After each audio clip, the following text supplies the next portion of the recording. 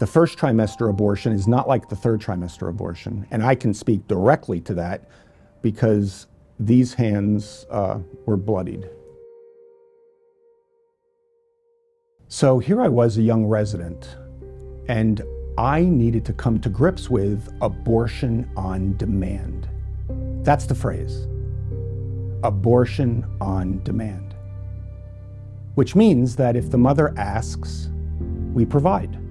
We're a vending machine. We are practicing excellent reproductive health because it was legal under Roe everywhere. So you provided it. I learned to do first, second, and third trimester abortions.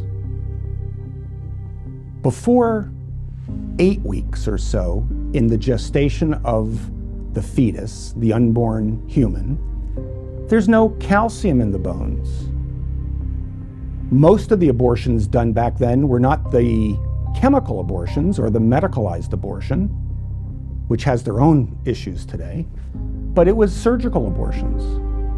And when you open up the cervix, you put in a very powerful suction, and the tissue just comes flying out, bloody, filled with fluid, into a canister.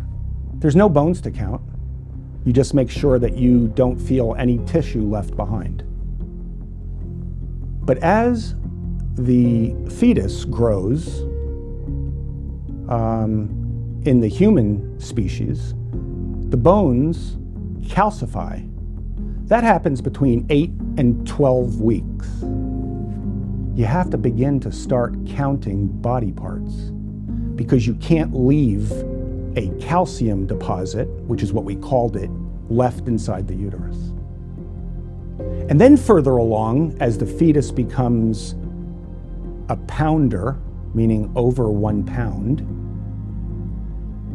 or just under 1 pound, 14, 15, 16, 18, 20, halfway through pregnancy, you have to dismember them. Open the cervix, grab a body part, and twist and pull. Doing it as fast and as cleanly as you can because bones then can tear tissue coming out, causing hemorrhage and bleeding. And the ability to get out the skull, which you collapse with a pair of forceps, you've got to get it all out or else infection will set in. How do we do second and third trimester terminations today? Well, it's a multiple day process. We use sticks of seaweed or mechanical dilators that we put inside the opening of the cervix to open it up. Then we, if it's covered, we use chemicals like potassium chloride or digoxin to actually inject the fetus to stop the heart beating because we don't want a failed abortion, which is a live birth after an abortion. And then we give mom medication to start her into labor. That might take 1, 2, 3, or 4 days. It's a long process. The reason why I say that is, if we're trying to save her life, why would I take days to deliver her baby? In residency, we had a lady with pulmonary hypertension, a very severe disease.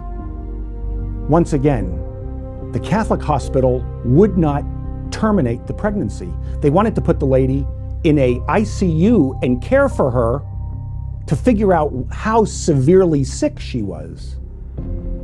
We took her to the city hospital, the university center. Both she and her baby died. Why? Because we aborted the child without stabilizing the mother. Medicine is about doing no harm, and abortion harms the woman. We now know that the data we've collected over the last 50 years, both in this country and throughout the world, there is a direct correlation between abortion and breast cancer, abortion and mental illness, abortion and addiction, as well as abortion and preterm birth. There's a damage to the woman's cervix, there's a damage to the woman's lining of her uterus. This is not an innocuous procedure that is like a tooth extraction. I was told that second and third late-term abortions were rare.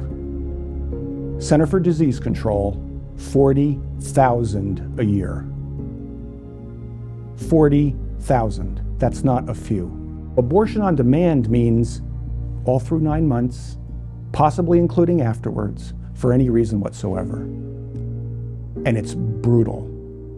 It's an absolutely brutal procedure, and it's done much more than you know.